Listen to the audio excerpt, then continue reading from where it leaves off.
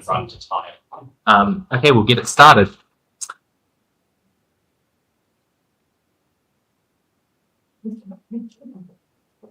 Perfect, we're live. Good to go in for you guys. Oh, yeah. Yeah, we'll take ours as well. Sorry. Let's go. Didn't get mine. Let's go. He's also got Well, mine. Two. Oh, compulsory. I like It's in my safe pocket. In the safe pocket. Thanks, guys. Oh, sorry. At least you know we didn't cheat. But I think this is not this place. We can use mine for time to speech.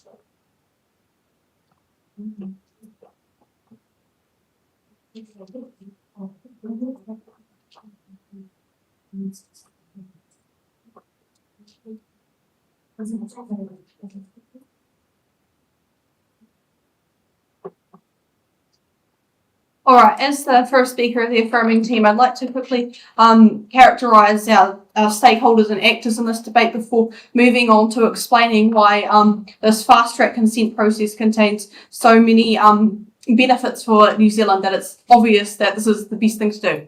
So first of all, I'd like to characterise our government. So our government, compared to our regional councils, they're less likely to be corrupt because they're less small, they act in greater interests of people compared to our regional councils who are more short-sighted and care about themselves. And they've got the power to do things faster, they've got the power to move these projects along, as explained in the info slide.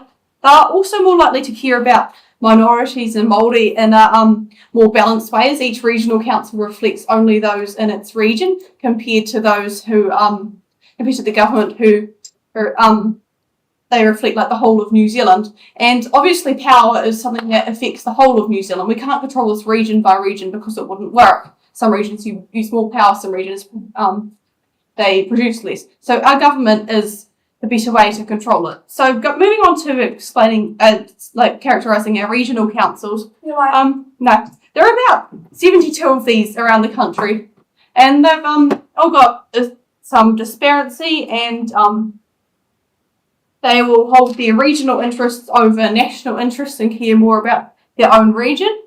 And obviously they're not going to represent the minorities, as I said before, the minorities in New Zealand on the same scale. Also, the status quo about energy at the moment. We're in a crisis. There's production of energy. It's privately owned by a range of firms, which is transmitted to the government.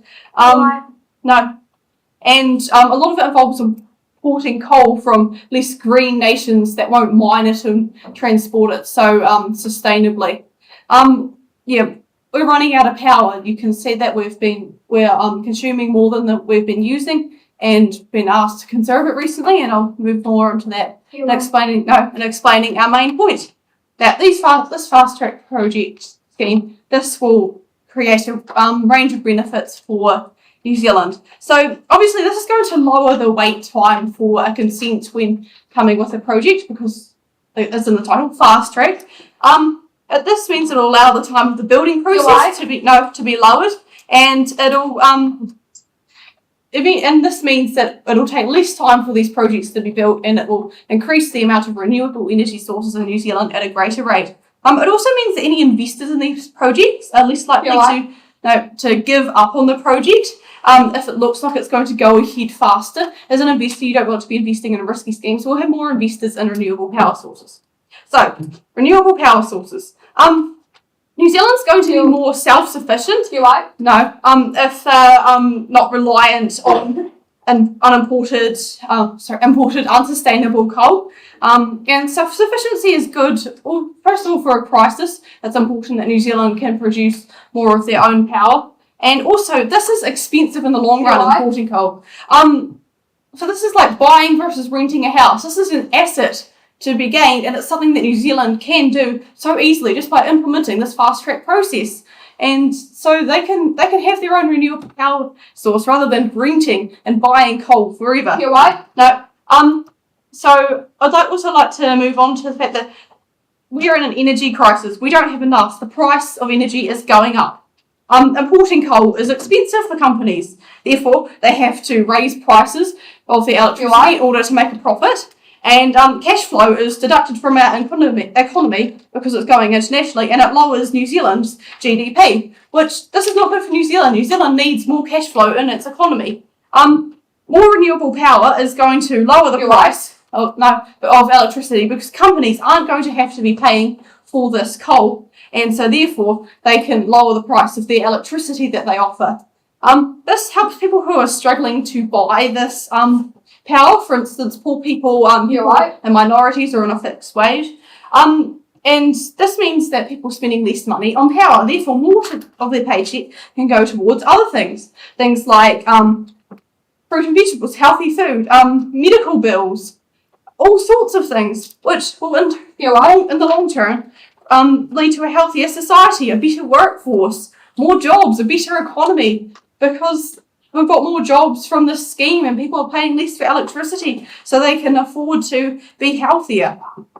Not only this, but if countries are importing coal, there's lots of hidden costs for the government. For instance, in 2020, the government had to give extra money for people on benefits so that they could actually afford power. This is a huge cost for the government. And there's long-term effects of power prices going up. For instance, inflation, our economy struggling, people not being able to afford things because everyone needs to buy power. And in fact, people are going to maybe have to start choosing between buying food and buying energy to actually heat their homes and keep things going. Also, businesses will have greater running expenses because they'll have to spend so much on power. They won't be able to spend on other things that are important for their business. They'll have to raise the price of stock. They may have to go out of business. And as you can see, this is dreadful long-term harms for New Zealand's economy if we continue the way that we are. And no, not only does this make economical sense, but it's more sustainable for the environment. Our current status quo of importing coal and burning it to create power releases pollution into the environment and fumes from transport, and it's just hurting our environment. And as New Zealand, we care about our environment. We've got an outdoor culture of people who love being outdoors. We've got a beautiful place to enjoy. We've also got kaitiakitanga. We need to respect the environment and the points we made in the Treaty of Waitangi and honour our treaty with the Māori. And also, hurting the environment will just hurt us, breathing in harmful fumes. And a lot of power is unsustainable right now. And that unsustainable power is what's going to be replaced by these factories, as I've said before. So, So in the long run, we're going to run out of coal in the long run. We know it. So obviously the only proper way to do this is to implement this fast track of these projects. It's good because this means that these can be built faster, lower the time of building, encourage investors, and there's going to be all these benefits, economic benefits, a better economy. Environmental benefits, we're going to stop ruining our beautiful environment. Social benefits, people who are in a better economic position are going to be in a better social position. They can afford to have leisure, they can afford to hang out with people, and our society is going to improve. And as my second speaker is going to touch on a little bit, our international relations is going to move because it's going to improve because we're going to be viewed as a more green country. Have a practice stand.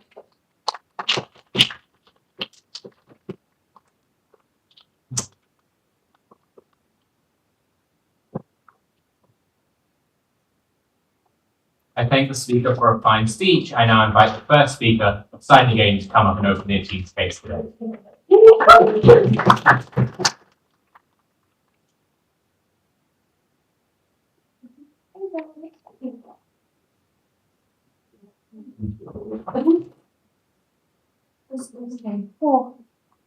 Okay, this is like basically a ream of paper, so bear with me, please.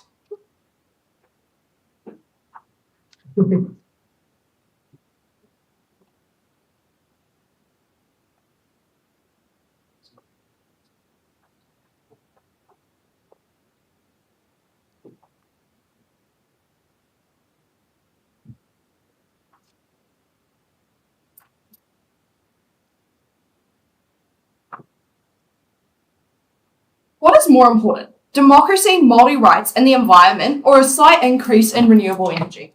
Okay.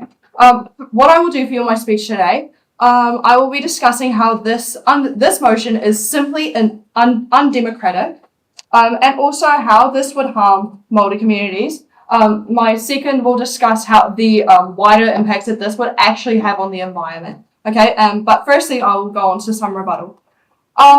The majority of the first affirming's case is lying on we're not going to be like importing coal for power, therefore apparently companies will be incentivized or companies will lower their prices for power and that this will benefit our economy. Well, first of all, these are monopolies. These are massive businesses. They have no real incentive to lower prices, even if they are building more wind farms or like other sources of developing electricity. And it was never really explained why these companies feel like the need to lower the prices of these electricity. Also, it was like on the flip side, having these like solar farms and these wind farms, etc. This all needs to be maintained, right? This doesn't just get put up once and now it's just in existence. It needs to be maintained. It has to have engineers, etc. And like the actual cost of building these farms, these businesses want to turn a profit, right? Like, so that's probably also going to incentivize them to either keep the prices the same or potentially even raise them under their side of the house. Just like lightly touching on the fact that this is like good for international relations. Well, if we're importing less stuff, like that's probably going to harm our international relations, isn't it? Because like we're not actually benefiting any country's economy. Also, I just like want to mention that a major part of their case was also the fact that apparently we're importing like heaps of coal. We're not. We're a 95% sustainable energy country. So that like totally falls through.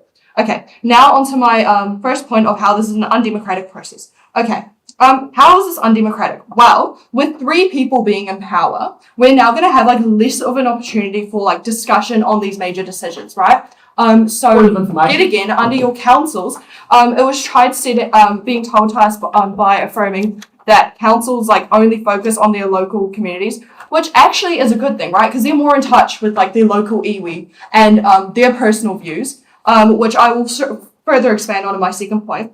The like entire government, there's no way that they're going to be aware of every single iwi's like personal beliefs. So it's much better for a council to be like considering all of these things instead. Okay, so because like the entire purpose of this like bill is for it to be fast, right? Like it's literally called a fast track bill. So it makes no sense because we're now like making the window for discussion so small. People with opposing views can hardly ever come out and speak about it, especially if it's in like the beehive. If you're opposing that view, it's a lot easier to approach your local council than it is to approach national government, right?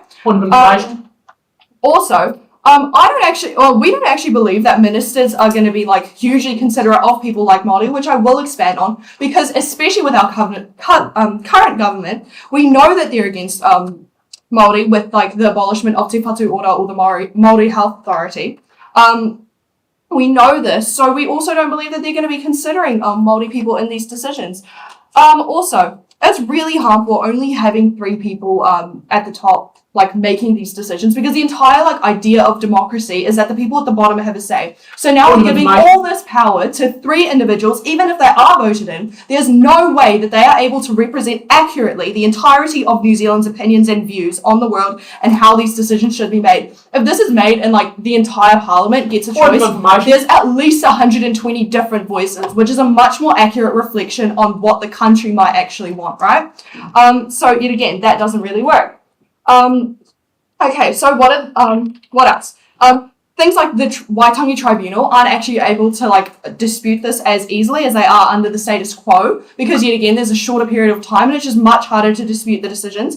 The bonus of having something like the Waitangi Tribunal, they're actually able to hold the government to account because they're able to like bring these things down and hold them in check. Okay. What are the impacts of this? Well, these 3 individuals have virtually no checkpoints, whereas councils would have a lot more checkpoints. The decisions that they're like, if they make decisions without public agreement, there's likely going to be an increase in tension in society, which we don't want. Okay, we weigh this point really heavily in today's debate because democracy functioning correctly is one of the pillars of New Zealand's society, and we do not believe that this motion actually supports that. Okay, before I get on to my next point, I'll take a POI. No, I have a few things just to think about.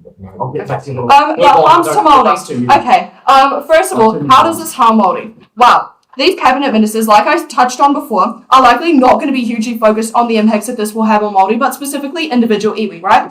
So, like I said before, this is a pretty anti-Māori government, or like not respectful of the treaty, not respectful of individual iwis or of individual Māori people.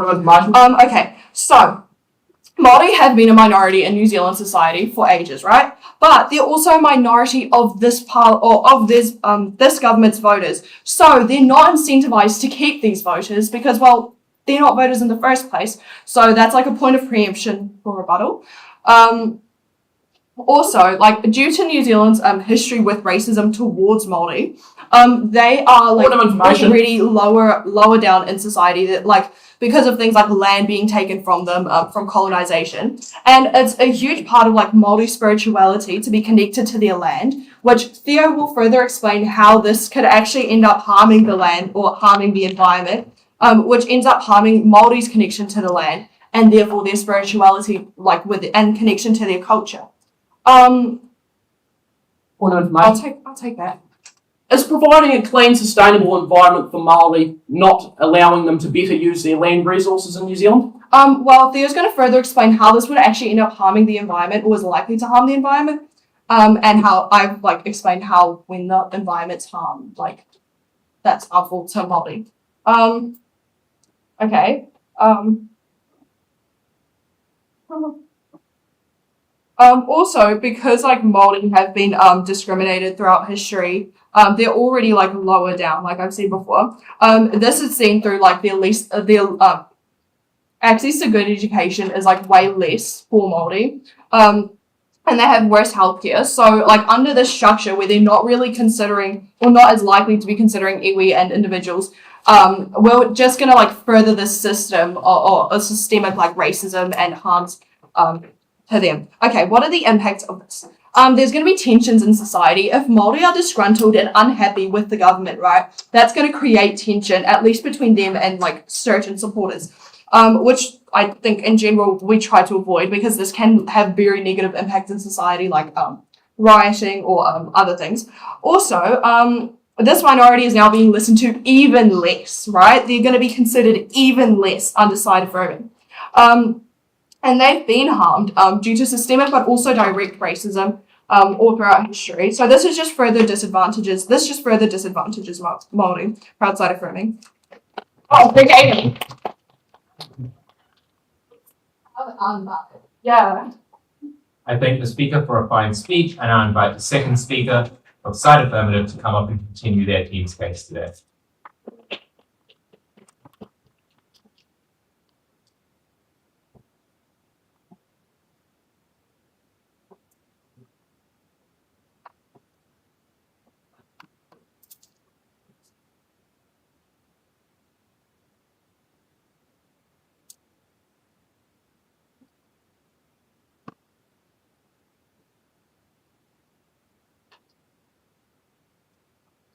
We, as the affirming side, are trying to be the fence at the top of a very tall cliff rather than the ambulance at the base like the negating side has pointed out. They didn't mention anything about our national energy crisis and the fact that come 10 years' time, we are going to be absolutely reeling on this. I'm just going to reinforce Natalie's argument here just a little bit, and then I'll come back to a more hardcore rebuttal. It's this kind of energy dependency that we've relied on, and this kind of talking about the fact that we are reliant on these sort of outside bits for our energy. Like we saw, we were dependent on our coal. They put in a statistic here with 95% of our energy is renewable. Well, that's actually not 100% true, and we're not going to dwell on that point there. But the Huntly coal power plant up in Huntly, as it would seem, is all imported coal from Indonesia. This comes under this whole like point of international relations, and like if we think about energy dependency, right? Let's take Germany as an example here. After the Second World War, they had this kind of bit of a crisis going on where they were reliant on Russia to import all this natural gas through, and they have all these pipelines going through. Then as soon as the Ukraine war hit recently, a lot of these pipes were shut off. Energy was shut down in Germany, meaning that they weren't able to function as well. And they went into a similar sort of crisis that we're going through in New Zealand at the moment.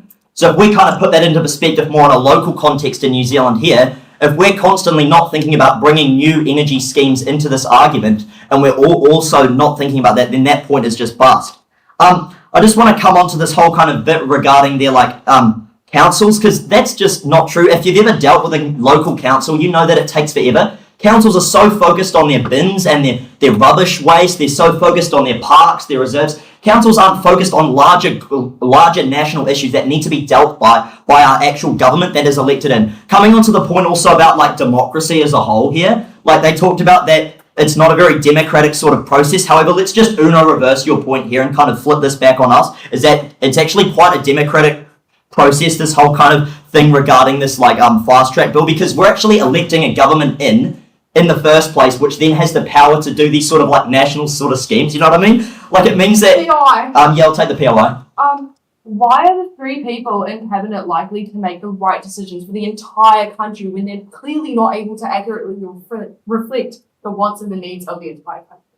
As a member of parliament, you don't say an oath, but you're kind of brought under the scheme that you need to protect the entire country. They have to protect the Te Tiriti o Waitangi, so they have to look at all these schemes and they have to think realistically about the needs of the whole country, right? Think about, they're trying to get re-elected back in, and they kind of tried to do a little preemptive rebuttal here, but we can easily flip that point again on our side of the house and kind of talk about that as a democratic process as a whole. Everyone needs energy, right? And I'm sorry, it doesn't matter what ethnicity you are in this sort of situation, you're always going to need power, right? Power in Wellington as a whole is actually comes from kind of our sort of region down south, up the south. It means that we've got all these big hydro schemes that were commissioned by the Ministry of Works in the 60s, 70s and 80s, right? And they are producing huge amounts of hydro through water storage in these lakes down there, like Lake Tekapo, Lake Pukaki, Lake Oham. They go through all these big power plants, and actually the power is put up through a big pipe under Wellington, under the harbour, and it comes through here and is powering us now. So that's sort of one idea of kind of how we look at this kind of sustainable energy process as a whole. I'll take the POI now if you would like. How does speeding up this process of building help at all? Because you can still build it in the next 2 years. They're just going to be more careful with how this impacts on the environment, how building these dams is going to impact and affect the environment. I would actually just completely disagree with that, because if you're kind of talking about this kind of fast track process of speeding up, that's what we need, because 2 years time, 2 years of going through a council, it takes about 2 years at the Queenstown Lakes District Council to even get a resource consent to build a little outhouse. Think about how long it is going to take to get this kind of process of building an entire actual proper hydro scheme or wind scheme or all of these renewable schemes. We need to be thinking about sustainable energy schemes that are actually going to implement. And sustainable energy schemes can't be done on a small scale. The Ministry of Works, when they commission that massive hydro, which contributes for a huge amount of power in New Zealand, they kind of get this sort of argument with regards to the fact that, we need this kind of renewable energy kind of coming through. And it means that they can't, as a council, sort of have the power to do these sort of huge projects. Ministry of Works, they were building entire towns like Twizel, like Ruataniwha, all of those sort of areas down there that is entirely built on the fact of, that the government poured all these sort of things in the first place in the 60s. Just come back on the benefits. If we weigh this argument once again, let's look at the benefits here, and the benefits completely outweigh what the negating side is trying to point out here, right? If we come in and if we fast track a process for a huge power scheme, which is absolutely needed, as Natalie talked about, we need a proper and reliable energy scheme in New Zealand, which we currently do not have, period. They can't even try and argue that point. And the fact that we need to kind of talk about, we need to get this out and really push this kind of sustainability approach.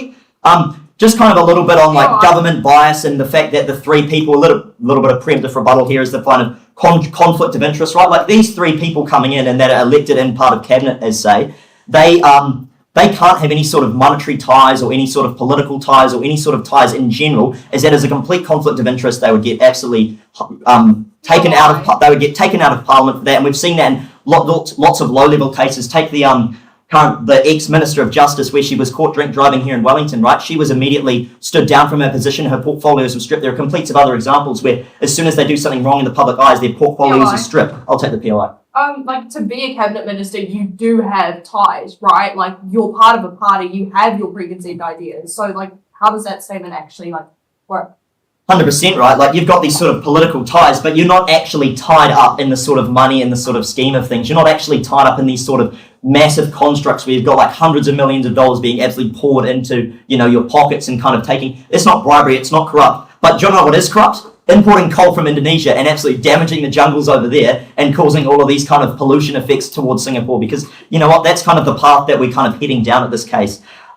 Let's, like, if we come back to this whole Indonesia topic, right, and this kind of coal dependency in New Zealand here, we're getting this kind of international way out. Like, New Zealand has a coal mine, and currently, like the claims of coal mining is done through the government, and like when you apply to like grant a little bit more coal. Like if we look at the Bathurst Mining Company, right, like down in Nightcaps, right, that's down in Southland. They have this kind of huge, broad, general idea of the area, and they're able to kind of implement and mine coal in the area. But this coal is actually sent off, and it isn't actually being put into our energy scheme in New Zealand. And it's kind of this like opposing argument here, whereas you look at it and you go, well, we're still relying on this coal, and that's kind of another whole measure that we're not really thinking about.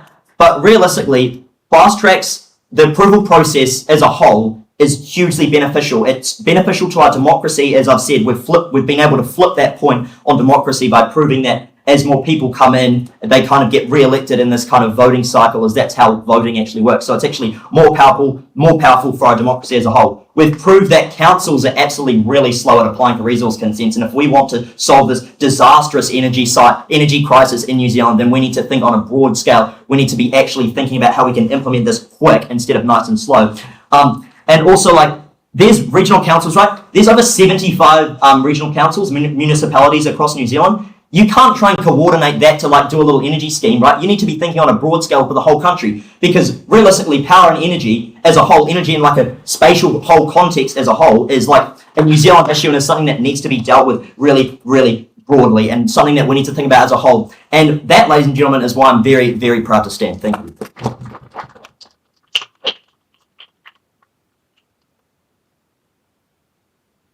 I thank the speaker for a fine speech. I now invite the second speaker of Side the Game to come up and continue their piece space today.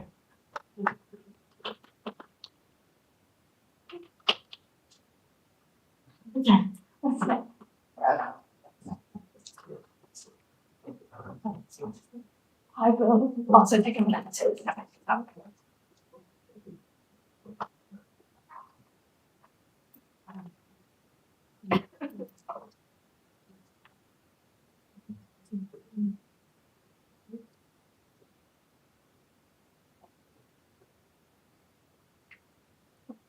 explain all that says.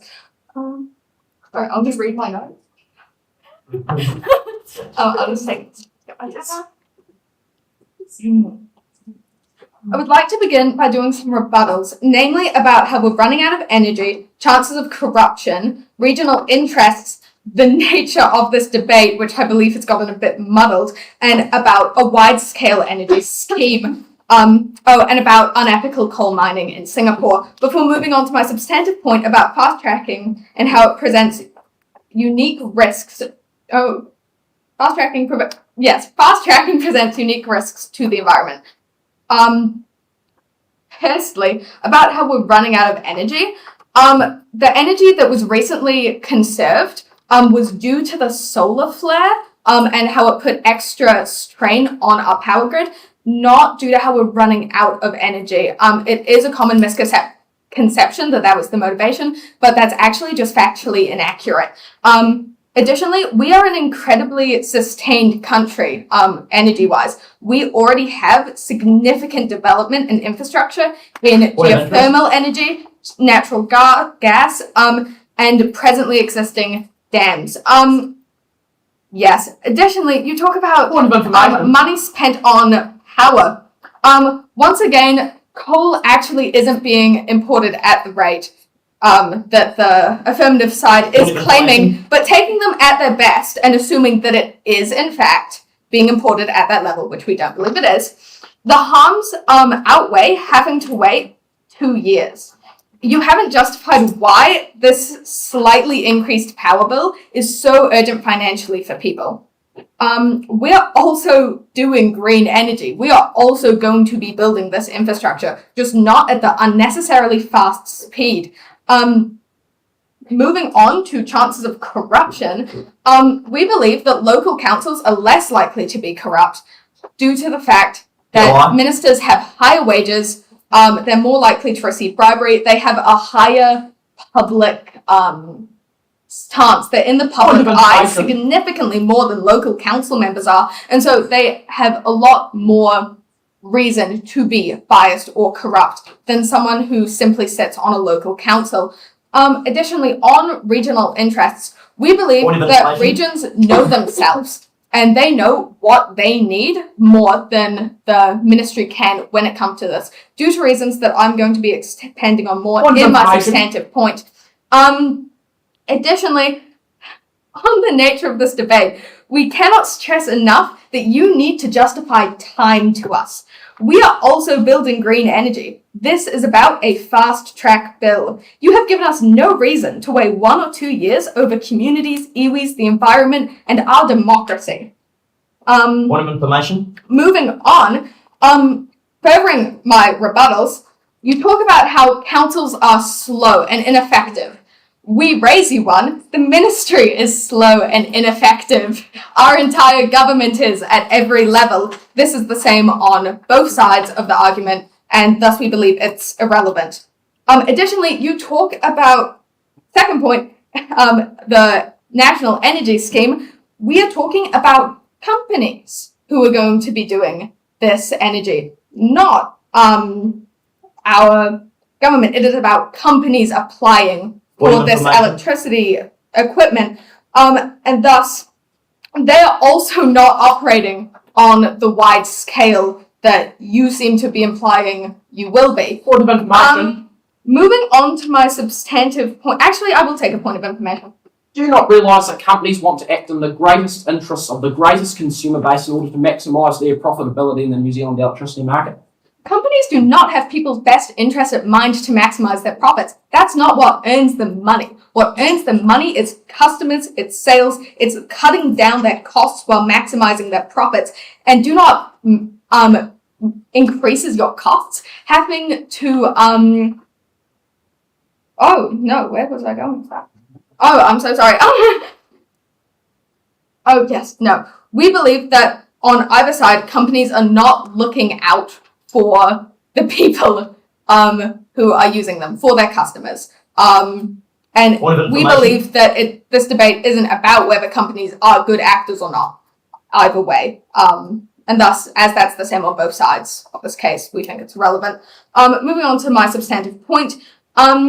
Say an electrical company wants your town to have a sustainable source of energy in the form of a hydroelectric dam.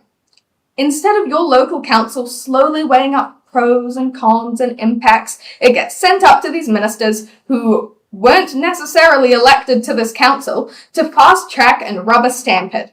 This dam blocks a large river to have enough water to power it. Subsistence fishers in your community who rely on their catches to eat, who without these fish will go hungry or malnourished from their lack of protein, can no longer rely on that food source. The habitats of fish in those rivers are now under risk as they rapidly change. Our native-ish salmon can't complete their breeding voyages, leading to population death. Trout can't migrate through this river, which influences the rat populations, ecology's cool, which impacts native bird populations, which influences the pollination of native trees, because our ecosystems are incredibly fragile, delicate, interconnected, and already struggling. They deserve to have proper time, and consideration, especially from people who claim to care about the environment.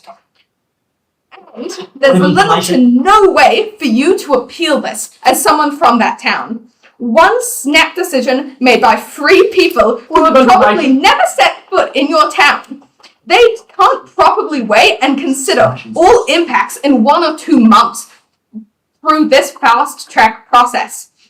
If given more time, Local councils who know their districts, communities, and landscapes can find solutions, alternatives, or at least choose to damage their ecosystem after delicate consideration. At the bare minimum, they deserve a say in their town's ecosystem. Point of information. Additionally, these issues apply to solar farms built or on raised forests, wind farms, throwing off birds' migration and catching them in the turbines. If you're Point of slowly information. considering every factor, it's far more likely that you'll acknowledge and consider flight patterns.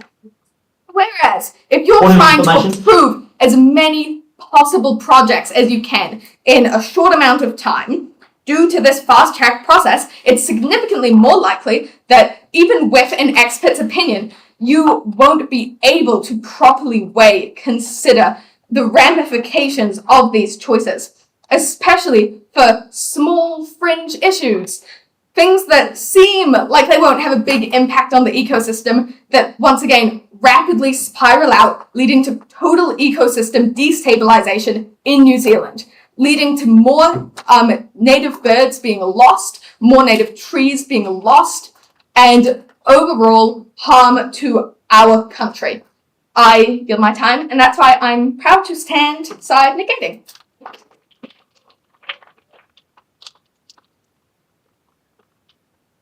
I thank the speaker for what was a fine speech and now invite the third speaker, side Affirmative, to come and close the substantive portion of their team's case today.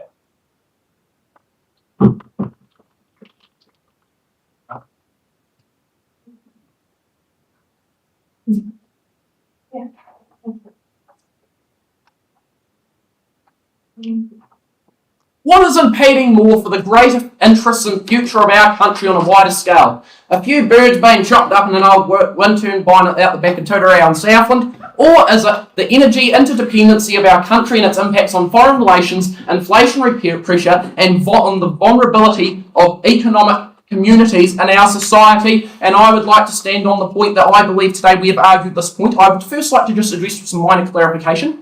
Then I will order through with some extrapolated rebuttal, just minor points of rebuttal. And then I would like to focus on the clash points of this debate and why our content, when weighed with their content, why their content fails to address the undisputed concerns that our content raises.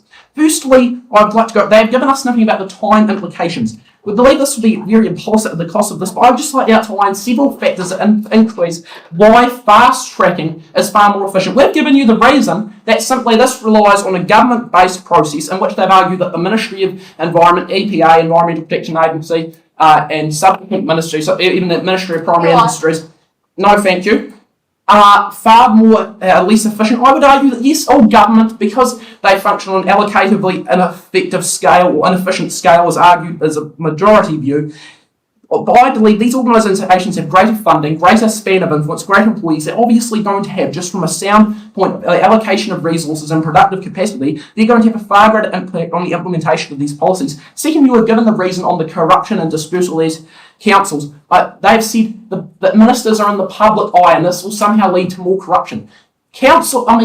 Far more people are going to be scrutinising of what Chris Bishop, as the Minister of Housing or Ministry of Infrastructure, implements as a policy on national television than they are what the Mayor of the District Council of Gore has any effect on the local decisions. Therefore, because of their size, because of the internal and intrinsic and extrinsic divisions within other councils for things like the Resource Management Act, which we've seen over a number of cases, and is seen on other regulations such as waterway regulations and winter grazing, these intrinsic divisions between other councils, we can concede that this will be a far more collaborative process. And I'd like to talk about why this time implication is so important. POI? Yeah, I'll take that, thank you. I was actually just about to ask you to expand on the time implications of it. I'll expand on that for myself, thank you. I don't need to be you reminded of that. As time implications are an essential process because investors become proportionally more speculative on things as regulatory costs associated with implementing these regulations increase, as council forms, as minor costs have to be added up, as lawyers have to be taken to the Environment Court, as campaigns have to be argued, as more processes have to be followed through compared to a 2-month or 3 months engagement with the government. They've mentioned also, just as a minor, very facetious point, something on the lines of that there'll be no process it'll get rid of community consultation. As someone who's tried to engage my council and regional groups in the past, community consultation is merely a byproduct of councils trying to comply with the Local Government Act of 2003. It is possibly, with the corrupt mechanisms we've already explored, one of the most exploited processes. As with Parliament has a there is a compulsory public reporting and consultation screening process through select committees in which public disputes, regardless of how stupid they are, whether it's someone ranting and raving about it out the back of Winton, or it's a doctor in Canterbury providing a sound report, the parliamentary committee has a legal prerogative to have to accept these requests and process them and consider these, and no thank you, in the processing of their reports. This is why I'd like to clarify on time implications. As investors become more speculative, they're less likely to become confident about the success of their investments. They're going to reduce capital stock in the holdings of these electricity companies. Another minor point they mentioned, the structure of the companies. They mentioned that there are multiple monopolies. They fail to realise multiple monopolies is a logical fallacy. A monopoly only implies one single confirm with control of the market, which they say would be better under the government, when they don't realise a government-controlled ownership scheme means a compulsory state-owned monopoly. They've failed to realise that, and I think their discussion of market structures and monopolisation has been so irrelevant to this debate, and the understanding of it has been, frankly, from what I would concede, the logic has been futile on this, so we choose not to accept this. So less capital stock in these firms means the failure of investment, as the firms now have less capital to be able to upgrade and facilitate these investments, no thank you, so they become more likely to invest, and this process is able to be delivered more efficiently, and community members are going to about have more corroboration as these firms are already greatly to obtain sales on these land. Let's take, for example, something that occurred in my own community, just out when you want to obtain resource consenting, you already have to obtain sale for the land anyway. It is the choice of farmers, iwi, to sell their lands or to integrate their lands, and they likely receive a mutual benefit as was the case when transmission lines were installed just kind of south of, just kind of near Invercargill and Southland, when farmers and community groups receive a payout for having these lines on their land, which results in a mutual benefit, not an exclusive benefit. I'd now like to focus in with the remaining time on the main costs and benefits of our case. We've given you macro and microeconomic effects that apply to each sector on what this occurs. We haven't had any response from this of how this. Yes, I'll take that POI. So do you believe that no community voice in proceedings is better? I've never said this, and we've given you reasons why we will have more community discussion.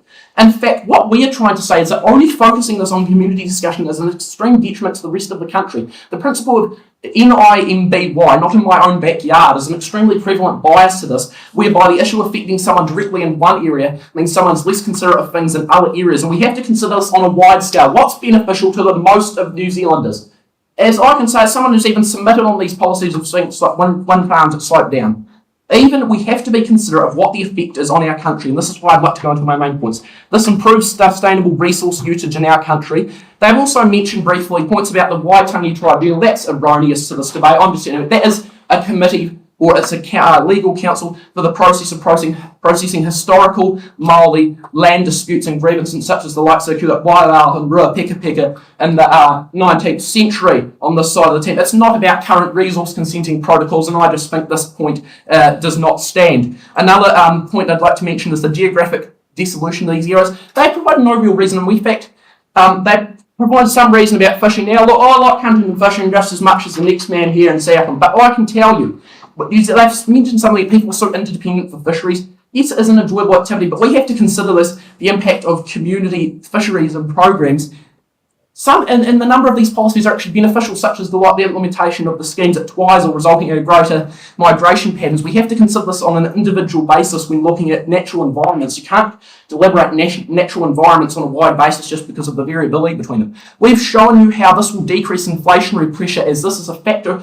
How we're powering the lights in this room, the computers on the table, the electricity required is a basic necessity for the function of civilised life today. And we believe that because it's such a significant factor of production following macroeconomic principles, if you decrease cost power, this has the greatest impact on the vulnerable communities. Talk about marginalised communities. Māori tend to have some of the worst social outcomes. I would agree with that. But what do you believe will make a greater reduction if you reduce household costs? If you stop, they are focused purely on the iwi leaders and those who facilitate the governance and ends of Māoridom, not on the most impoverished Māori in this country, who are suffering immensely from the impacts of high inflationary pressure, as people on fixed incomes, beneficiary payouts, and on pension payouts have to be power amounts for a greater proportion of their income levels, and therefore, if we reduce power output by increasing the supply, we've hence provided for the most vulnerable groups in the country, and therefore not just the ability of catching fish in Lake Benmore. Thank you.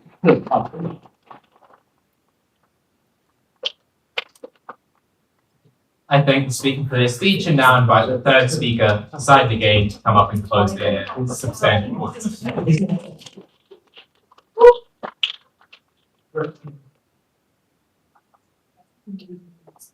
Oh, you guys like your time out. Awesome.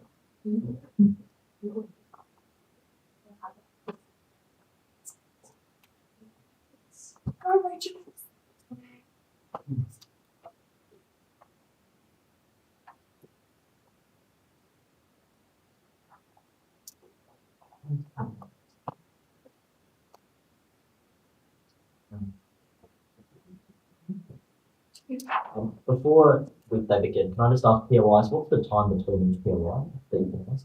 15 seconds.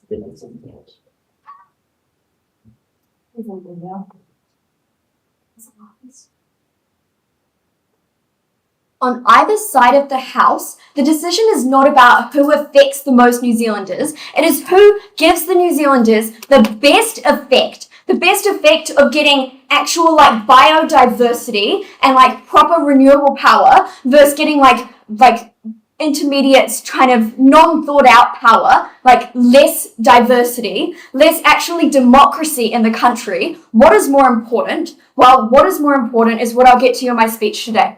4 things I'll do. Firstly, talk about like the effectiveness of democracy versus like councils. And no, I put that first because that is the biggest thing in today's debate. Because if we do not have democracy, that goes on to all the other points that we've proven. That is something that the affirmative team has tried to flip. They have not done that successfully. They have been contingent on that. I'll get to that later. Secondly, on like the need for energy and self-sufficiency. Thirdly, on like which is just better for the environment. And lastly, like the flow-on effects of fast decisions. So firstly, onto like, we heard that there would be like less likely to be corrupt than regional councils. How is this possibly true if you have 3 people in cabinet? 3 people. We heard this at UNA, we heard this at Theo. 3 people cannot represent a country of like 5.5 million people, especially when they're possibly not actually being elected into that space. They're being elected into parliament, but like, I don't know who does it. Maybe it's the actual electing, maybe it's Christopher Luxon, I'm not sure. But like, these people aren't actually being voted into parliament for this cabinet, right? So how can this possibly be less corrupt if you have politicians who cannot accurately represent people, who do not know what it's like to be an average New Zealander, an average person who doesn't have as much money as a politician, who maybe can't afford energy, all that sort of stuff. They cannot possibly understand what it is like to be an average New Zealander. Next, we have like a number of parliament like incentive to do good, to get like re-elected. 3 points on this. Firstly, like, I think every politician is biased in a way, right? Sure, they want to get re-elected, but maybe they want to put their own, like, bills first. Maybe they want to get, like, the prioritize of their regions first. And, like, secondly, how they cannot possibly see everyone. They cannot possibly, like, they physically cannot represent everyone. And lastly, I just like to do a bit of characterization here. So, like, let's look at who are in cabinet. These are politicians. These are rich people. The average person in New Zealand has not got millions of dollars to decide whether they're going to like use an electric car or something, right?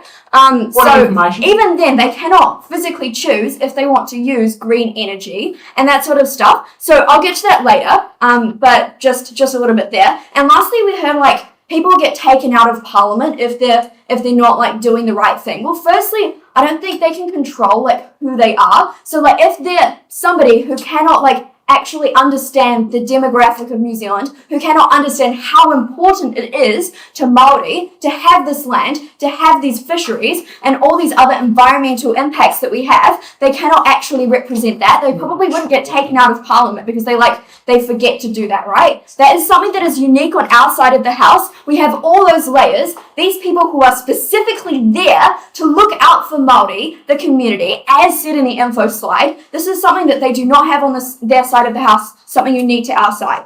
Secondly, on like the need for energy and self-sufficiency. So like we heard that importing coal is bad and expensive. Sure, importing coal is probably going to be expensive, but as we told you at UNA and at Theo, we have mostly renewable energy. We're not importing that much coal. I think New Zealand would rather spend a little bit more money importing coal and like going through the decision in order to actually make proper sustainable farms where they're not destroying the ecosystem, rather than just like getting rid of all the coal, saving money and making farms in like 2 months time and stuff like that. So this is actually really small. I think it's a risk and an actual like thing New Zealand are going to do, rather than just like get rid of that entirely. Okay, next we heard like less time will be taken to build energy farms. We also heard this giant push from the Affirmative team that we're in an energy crisis. Okay, from our side we heard we're not in an energy crisis. From the Affirmative we heard we are in an energy crisis. This seems to be something neither teams can agree about, okay? But basically, I don't think we can say that we're struggling to get power when like all the lights aren't flickering, when buildings aren't losing power every day. Like, I just don't think that's something that's actually happening. People aren't being told they have to conserve power. It was just that one time for the solar storm. Like, the grids could not physically do that because of like physics, guys. That's like something that both sides are like kind of iffy about, but hopefully I've cleared that up for you. It's basically, I don't think we're in that much of a struggle if we can afford to like power buildings like this all over New Zealand. If we're like building all this stuff. And like, secondly, maybe it's taking longer like a good thing. Like, over the course of 5 years, imagine how much more green technology we can get. Maybe it won't take as much money to build these solar farms. Maybe we'll actually get more efficient solar farms or like wind turbines that won't kill birds or something. I don't know what's capable in the next 5 years, but it's probably better than what we've got right now. And lastly, like, having more time is really good because it allows people to appeal for these things. It actually gives time for their discussions to be realized in the real world. It actually allows people to get involved, to actually have a say in what's going to happen to their country. This kind of ties in with my first point about democracy. It's absolutely essential that we allow these people to have a say about what's going to happen to their country, because the flow-on effects affect everybody in this country, and it's not fair to have 3 people make a decision that will affect everybody in this country in a negative way. I'm just going to touch quickly on like that we heard like being self-sufficient is good. Sure, being self-sufficient is cool, but like New Zealand is mostly self-sufficient, right? We've got like 80% or something. I don't know if it's 95%, but it's at least 80%. So like we've got hydroelectric dams, we've got geothermal, we've got wind, we've got solar, we've got so much. We don't need to rely on other countries for coal. Maybe like 10%, but that's really not something we should be worried about in today's debate because it's such a small bit that what we've already got is okay. I'll take a point of information before we move. Your model looks nothing about future-proofing. How are you guys going to future-proof our energy system? Well, we don't need more energy right now. What we're doing is we're looking out for the environment. We're looking out for the people in the country who are actually going to suffer from these changes if we don't account for all these things in the future. So lastly, just going on to like how, like, which is better for the environment. We heard like farmers get to choose to give up their land. Firstly, all of these things that we heard at Theo are not somebody's choice. Even if that happens like 50 kilometres away from them, they will feel the flow-on effects. If a hydroelectric dam is built 100 kilometres upstream, they will not get the right fish where they are now. So it's not something you can localise to like whatever farm it is. Also, point of information time has passed. So so that's not something that's actually going to be somebody's choice as to whether or not they get the local impacts. And like, I just want to talk a bit about how fast tracking is like efficient. The main thing in today's debate is about the time it takes. If something is a fast track, it means you cannot fully evaluate the risks that you have from like the environment, for the community, all that sort of stuff. You cannot fully invest into it and go, look, hey, what are these ways that we can actually change these things? This is the main difference between the negating and the affirming team. We stand for actually making the change and actually looking out for communities, looking out for Māori people, looking out for the environment. These are things we need as a country to survive. That is why we cannot give them up. That is why stand aside negating.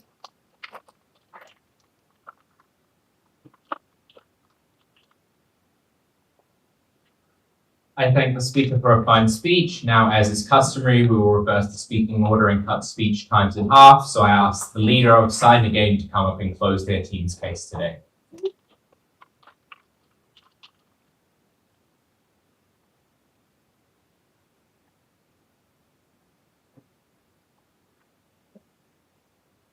This is so organized. Okay.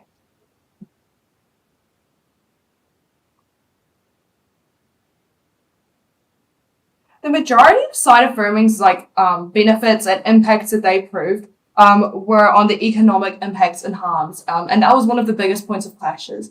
But they never actually properly justified the need for a fast track approval.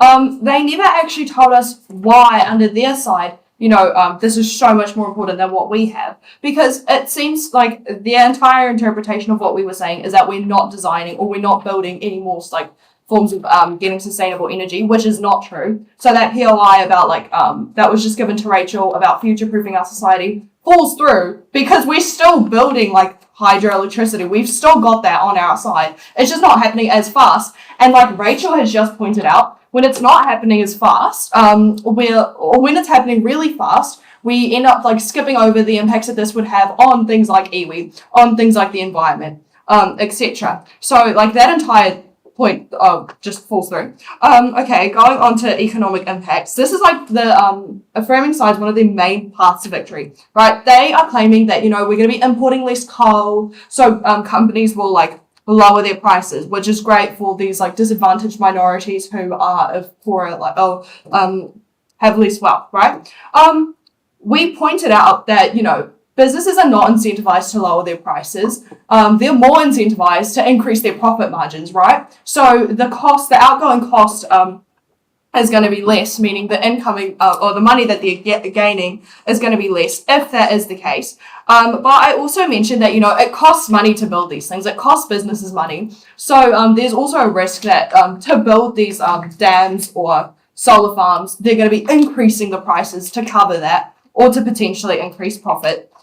Even just by a small margin, this could have major impacts. Another huge one of our main paths to victory, I believe, was the impact of the benefits for the environment. Okay. So Theo, her entire split point was the harms to the environment. She perfectly explained how things how entire ecosystems would collapse because these things are all perfectly integrated with each other. And if one thing is disrupted, it has a flow-on effect to the entire ecosystem, and how New Zealand in particular is very reliant on this. I also want to mention that I think Indonesia was brought in the environmental impacts on Indonesia, which I just don't think that's particularly relevant because we're talking about how this impacts on New Zealand. We're not talking about how this impacts on an international scale. Okay. So you guys said we're gonna have cleaner air and cleaner water, all that sort of stuff. I mean, probably not, because you need to destroy forests and stuff to build wind farms, don't you? So that's removing our main CO2 removers from the environment. Yeah, that probably doesn't happen. And also we proved that by harming the ecosystem, which Theo proved does happen through the building of these, we are harming Māori, which I think was also a pretty major impact that we pointed out. Lastly, now on the impact on democracy, you guys did oh, this process is so long, it's so inconvenient, blah blah blah, and you also tried telling us that there's there's no connection for these three individuals to specific roles, so they're not going to be biased. That's not true. These people are members of cabinet, therefore they're members of a political party, therefore they have their own opinions. We don't believe that the minorities of New Zealand are going to be accurately represented through these three people, because yet again they're a minority of the voting pool, so therefore their views and stuff aren't being expressed properly. And it also seemed that this was a bit confused with government versus council. We also believe that this could be discussed in the beehive, like I said before. Stand side negating.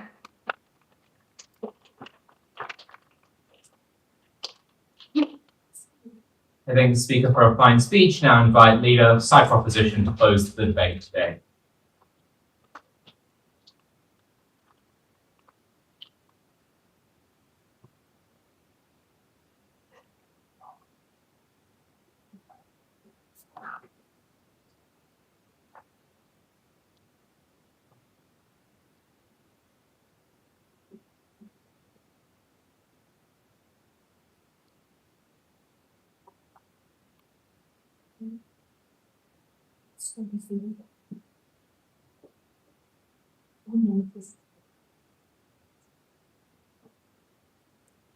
It's rather obvious today that there are two very key points of clash here.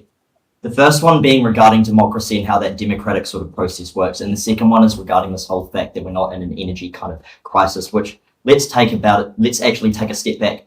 The negating side has put no argument towards the affirming side regarding future proofing. They've simply said that they are going to keep trying to build all these kind of process and build it up over time. But realistically, come 5 years' time, the energy and water cycles of the world, we could run out of water. We could run out of wind in New Zealand. We could sort of have all these sort of implications where we're not actually future-proofed down these kind of renewable sides. And we're kind of looking at this sort of argument where the energy hasn't been future-proofed. And we could, like the Onslow sort of power scheme, you know, we're not really looking at the broad sort of picture of New Zealand. Coming back to this kind of democratic side that they like to talk about, I'm not sure if people really understand, and we're going to clarify that and characterize just real quickly now with regards to how council actually works. And that's the fact that councillors are voted in. So your argument that the politicians also voted in. So basically we can make this point symmetrical and cancel out with regards.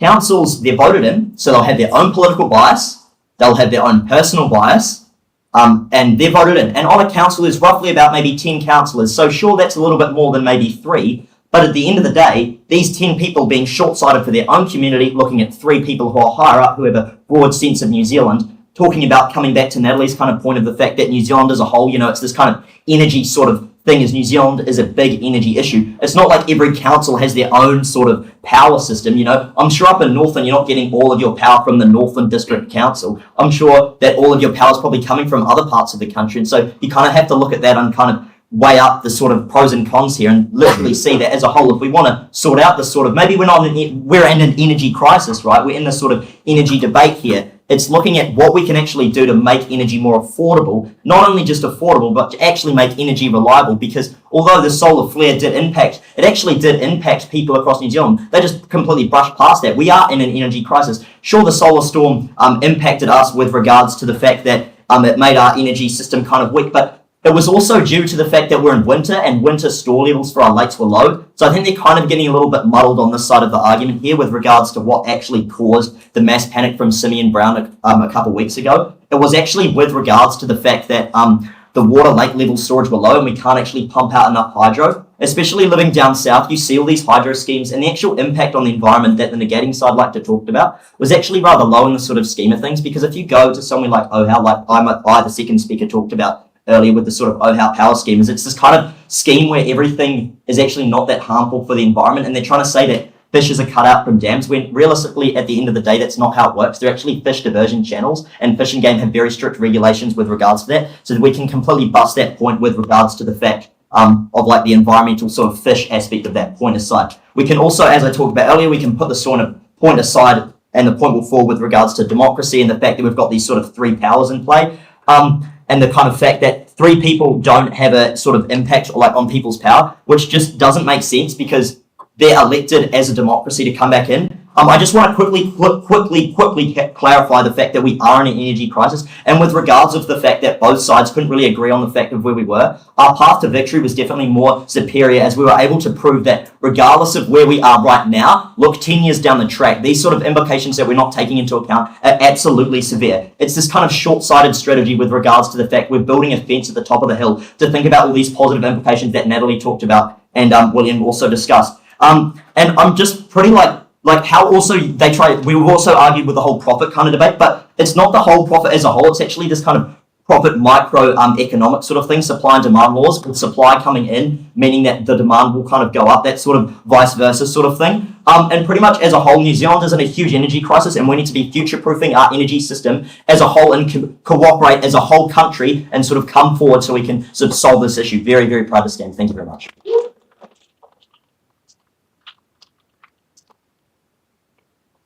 I think all debaters thought was a fine debate. I now invite debaters to cross the floor, shake hands. We'll turn off the live stream, and if people could just do it. While the judge takes the floor. Thank you.